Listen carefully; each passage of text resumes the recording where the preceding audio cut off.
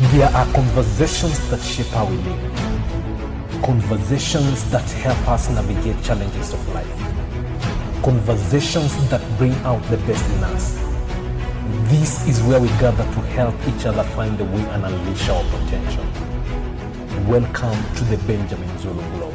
Psychologist, relationship coach, the one, the only Benjamin Zulu. Benjamin Zulu himself.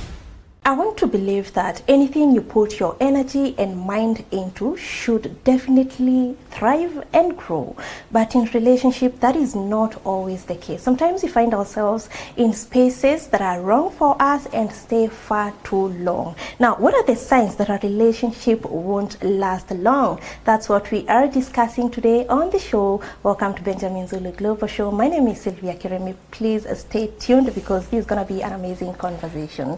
Yes, when we stay in spaces that are not right for us, what makes us know that a relationship won't last long? Yes, and we're trying to reduce the unknowns. Remember that. The blow that takes you out, that makes you fall, is not the strongest one necessarily. It's really the one that you never saw coming. So we are trying to reduce the unknowns to make sure you foresee your life, to give you a measure of control, to be able to foretell where this is going, where this is sustainable.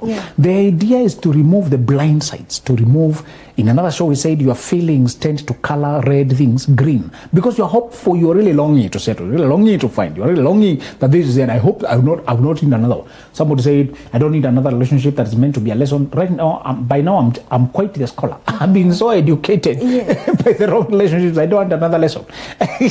So we're longing for the end of lessons and the arrival of our final destination. We tend to come with a lot of anticipation and craving and longing, and most of these relationships, we come into them with hunger and desire, and we have been hurt before, disappointed before, or anything that causes us to be too hopeful and anticipating.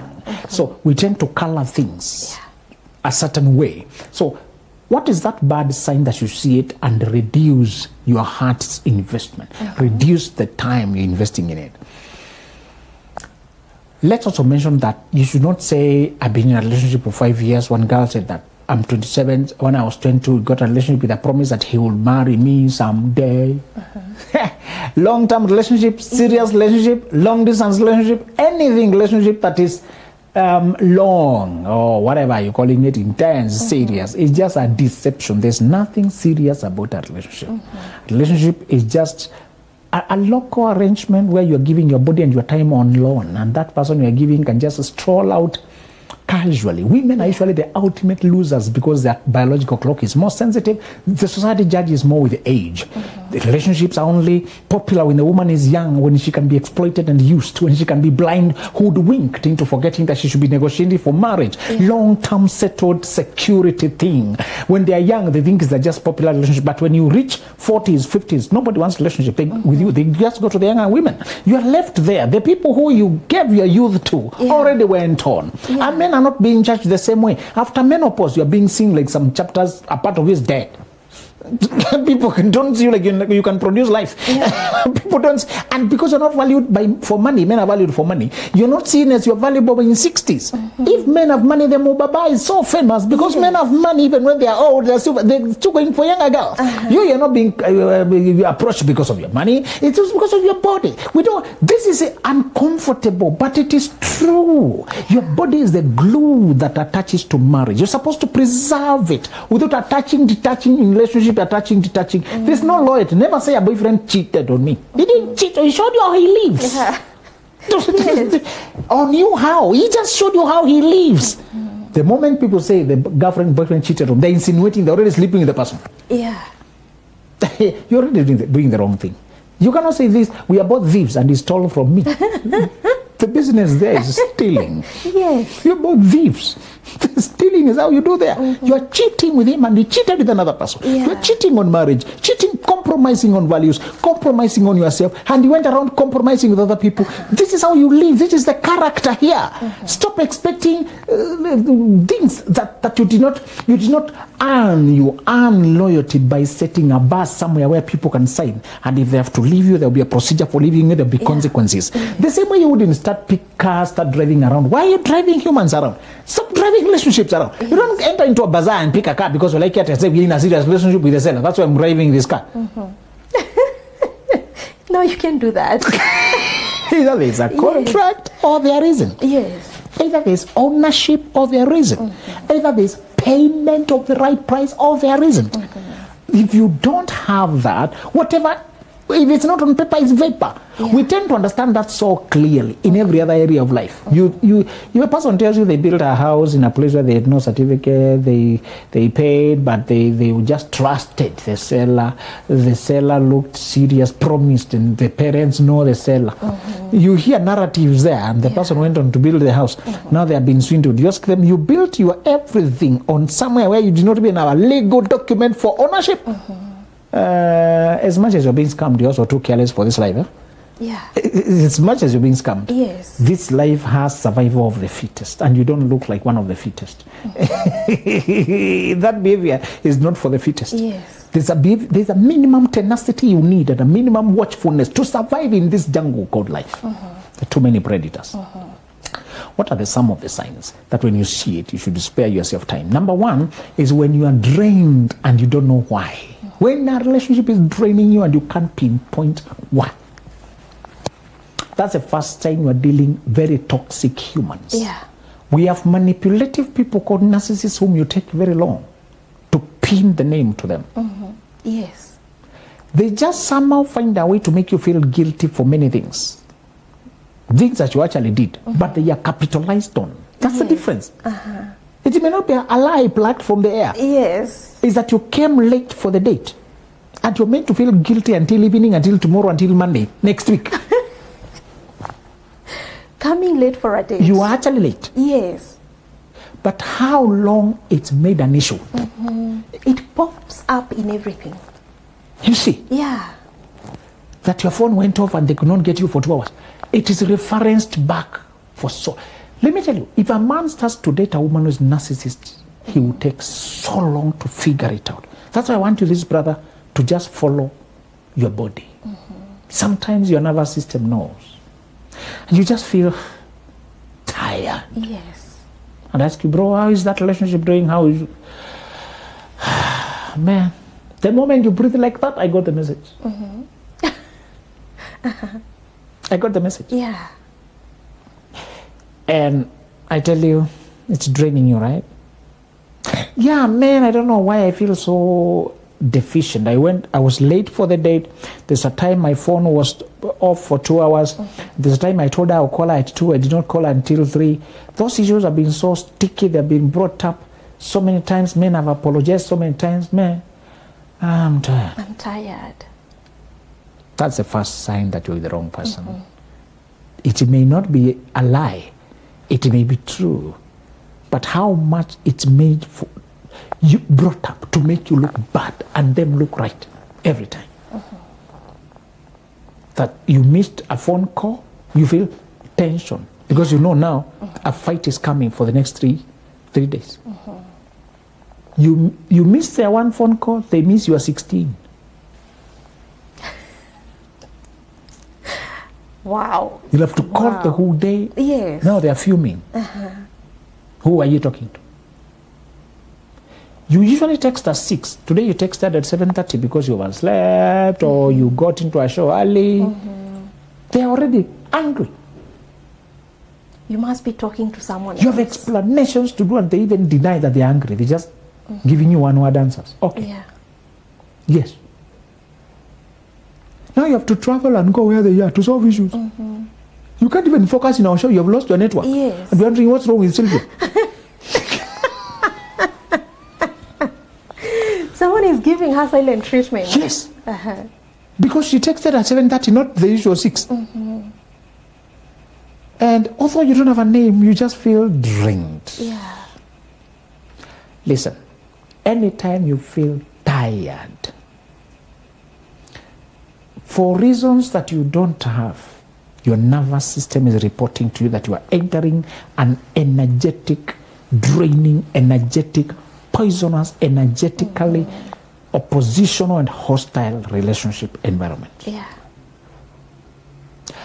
It's very hard to advise people who date by meeting their bodies rather than meeting their brains. The people who date right will easily work out. But the ones who have been crossing the sexual boundaries, sexual intimacy creates, sexual act creates a false intimacy. It's very hard to think straight with about a person you're sleeping with. Yeah.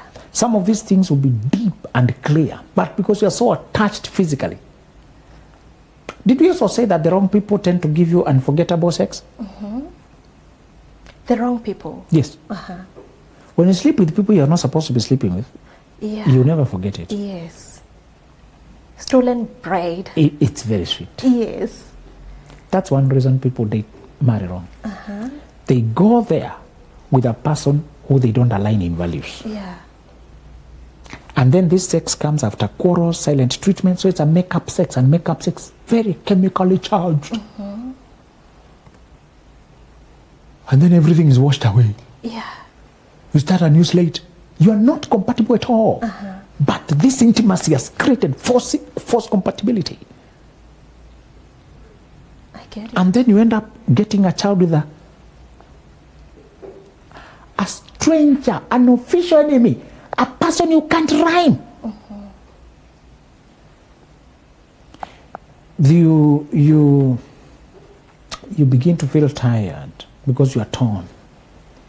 You thought you are flowing, but now, let me remind you that how toxic people enter your life like narcissists, you can't even think of that word. It's your nervous system that is the first to wrestle you. You see the phone call,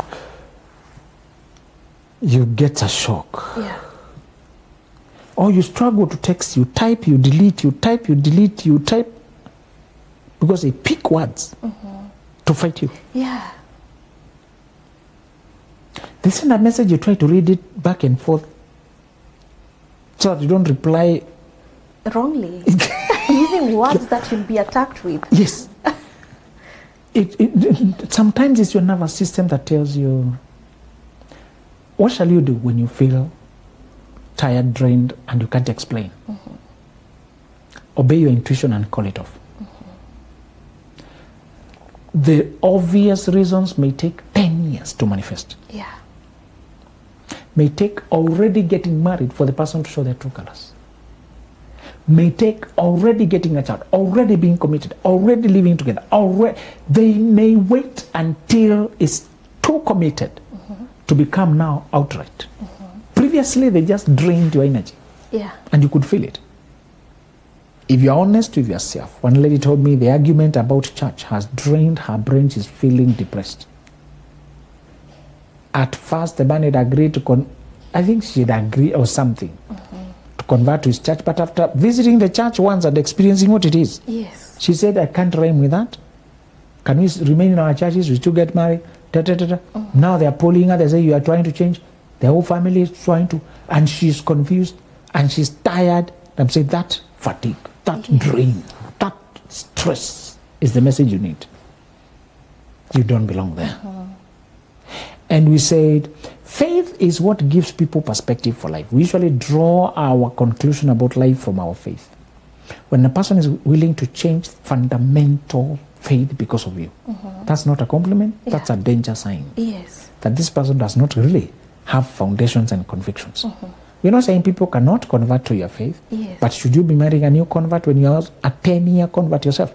How much babysitting will you do? How much training will you do? How much they understand that life? How dependable are they to remain on that trajectory? To tell you that a lot of times what you think is positive, what you think is a good thing, that the person is compromising for me, we are really paying the price for our love, we are so committed, I'm willing to do this, jump over hoops, transport yourself, change your career, change this.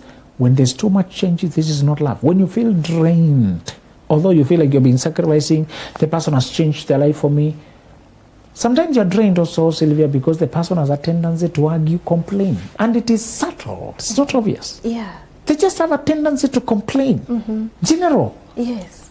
About their own life, about their own health, about anything. Their attitude is just complaining. It can drain you having to uplift a person. For so long. If both of you are in a relationship and this is you and this is him, but him, he is halfway. Halfway in terms of a complainer. Yeah. Always operating the deficiency. Why is this not working? Why this is not working? Why this is not working? Yes. I wonder why this is not happening. Why did you do this? This one is not calling. You know that people's language is just why not, why not, why not, why not, why not, why.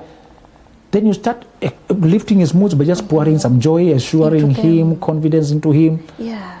But he has leakage. After you lift his mood for a moment, you talk tomorrow, he has gone back to stress and negative and complaining. He's away. You encourage him again. But it leaks away when you are away. Yeah. What happens? He begins to drain you as well. Yes. Your cup that was always full of assurance and the joy begins now to be drained. To go down as well. So you may think you're sacrificing for love. But what happens is, as you encourage a person, pour into them, when they don't have the ability to sustain their own moods and joy, you begin to deplete. So what you're feeling is fatigue and depletion is that you're pouring to a person who is always leaking. Yes. Complainers, people are not happy, people are always crying, people are always anticipating the worst. If you ever have a political discussion with a person who thinks your country is doomed, politics are pointless. Yes. Leadership is a fake. How tired do you get try and bring hope to them? They talk hopeless and you're always trying to, nevertheless, we are still okay. Nevertheless, we are still breathing. How much encouragement? You need a lot of energy to do that. To convince them. And if all your conversations are about that, how far can you go? It's draining. So when you feel drained, sometimes it may not be a loud thing. It may be that you're always trying to lift them, encourage them. Let's learn to listen to our intuition and our gut feeling that what I feel after being with this person is not what I want to feel always. And we are saying you can't pinpoint, so that is not a conflict you can bring up. It's not one thing. It may be subtle things, but usually negative people are emotionally burdensome. People have a negative view of life. They make it look like it's just life. Their world view is just skewed in that way. The second thing that a relationship will not last is when a person is not committed to your growth. Today I'm introducing another term because we talked about person is oppositional to your progress, person who is opposed to your growth, who wants to keep you small. That's a very obvious thing. There's another one that is not obvious. And you're likely to overlook it when they don't invest in seeing proof. Okay. Now, when you marry, you have given that person the CEO job in your life. Yes.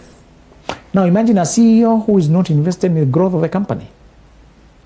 That lack of investment alone is enough to make that company stagnate and die. Yeah. Isn't it? Yes. That's what happens with your partner. When you bring a person to the center to be the love of your life, but they are not invested, they don't do everything within their power to see you grow. They don't speak you into courage again. They don't lend you their belief in you when your self-belief has dwindled. They don't encourage you when you're discouraged. They don't ask you to go for it. They don't help you brainstorm the best option. They don't help you see your talent. They don't help you explore your personalities. The first thing you should be doing in a healthy relationship, when I started talking to that girl, I gave her the personality test and we did it and we could study each other, could help each other analyze what we are capable of, to help each other expand our horizon. It was also a way to see, will she be happy to see me grow, and will she be happy for me to help her grow? When a person does not show any interest in your path of life, take it as a red flag. Okay? Yes. They may not directly oppose, but the very fact that they don't come in to plan it with you, invest it with you, think it with you, grow it with you, direct it with you, plan it out, that vacancy will leave you exposed. Okay, a professor in Virginia did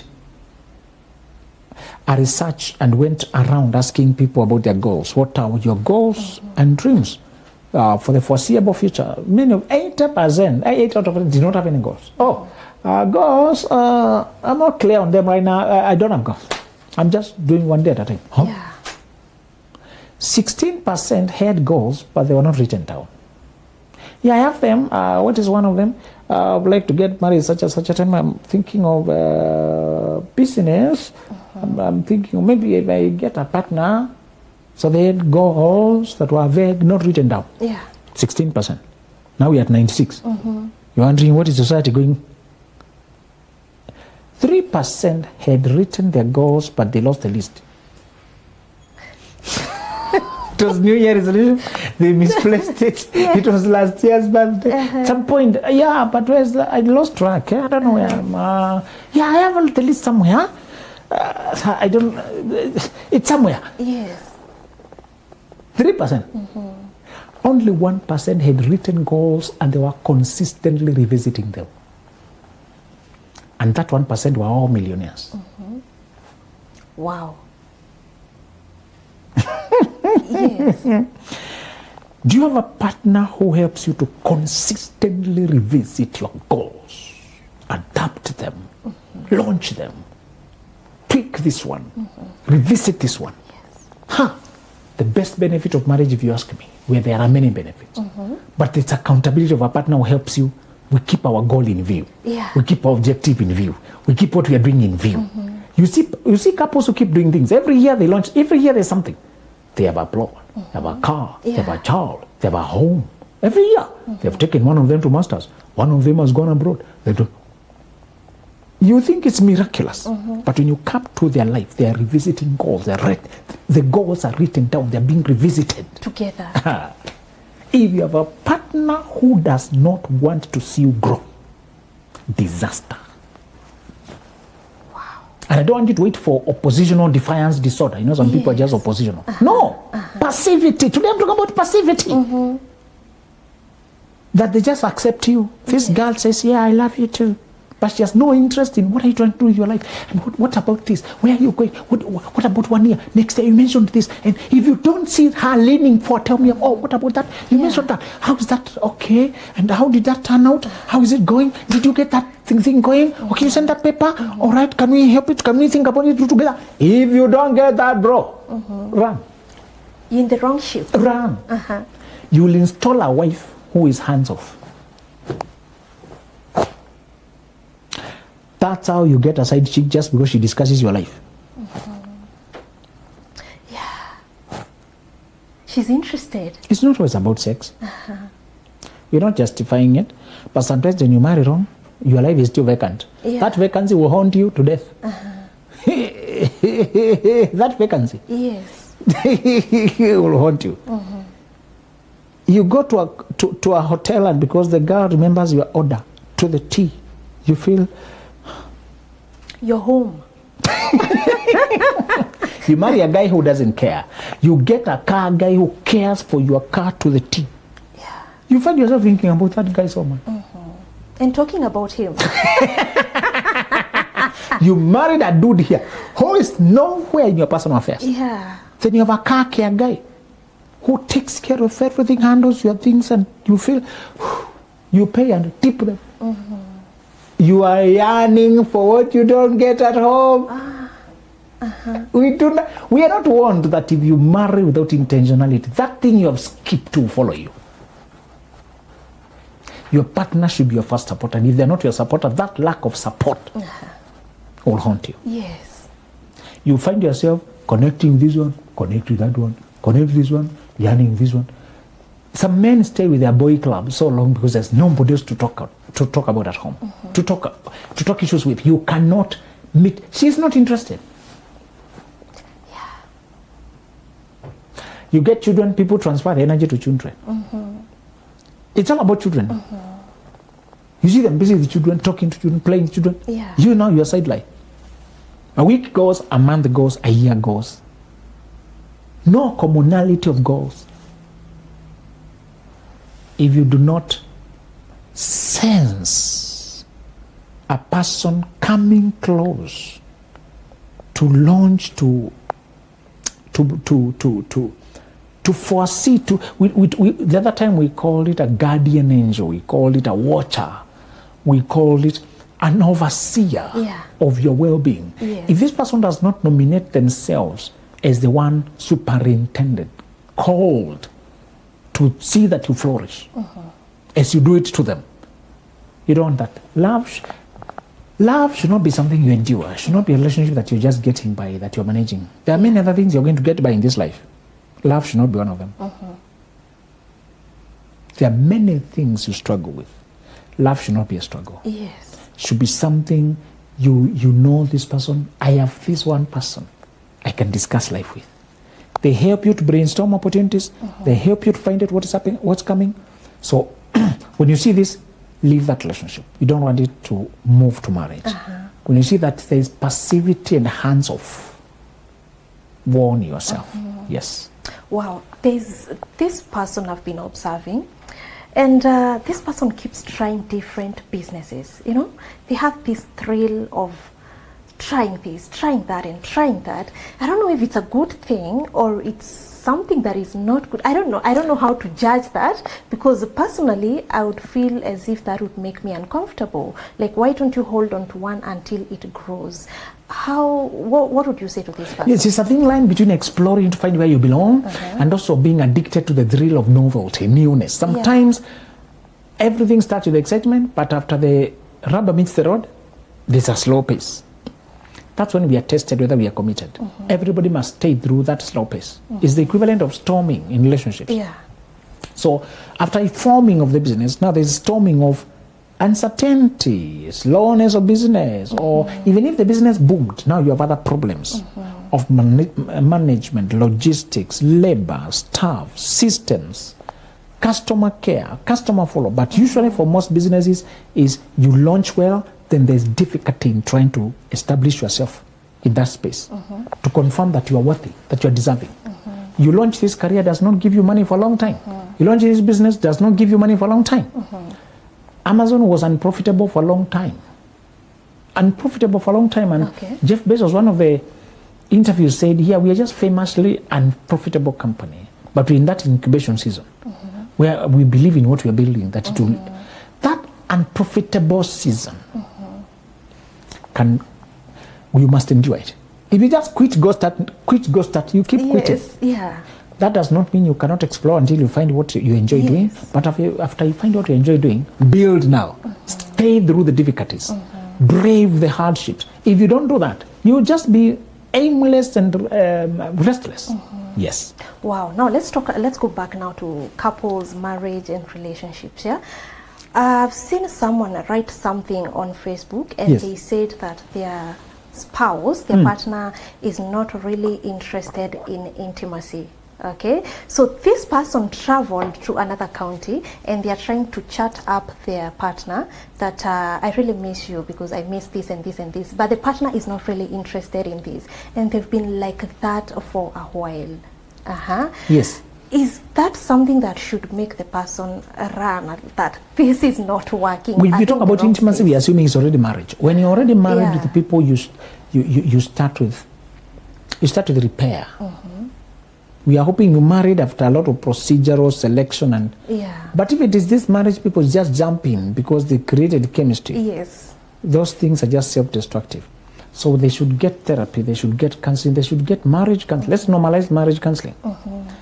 And the marriage counseling will answer one question. Do you want to fix this problem, or you have already removed yourself from our marriage? Yeah. If somebody has already checked out, decide whether you want to remain there alone. So in marriage, always take it to the hospital of issues, to therapy. Normalize that so that their questions can be answered. If they refuse coming, go alone. Go alone now to go make the fact that they don't want to come for treatment, for therapy. What does that say about their commitment? Are they already out? Yes. Wow, let's normalize visiting counselors. It's something I think as Africans especially we need to adapt to, because I don't know, it's not common. Exactly. Or people have not bought the idea, but it's really helpful in the life that we are living today. Thank you so much for that wisdom. Thank you to our viewers again for being part of this amazing conversation. Now, to get our books, you can go to www.benjaminzuluglobal.com. See you next time. Bye-bye. There are conversations that shape how we live. Conversations that help us navigate challenges of life. Conversations that bring out the best in us. This is where we gather to help each other find the way and unleash our potential. Welcome to the Benjamin.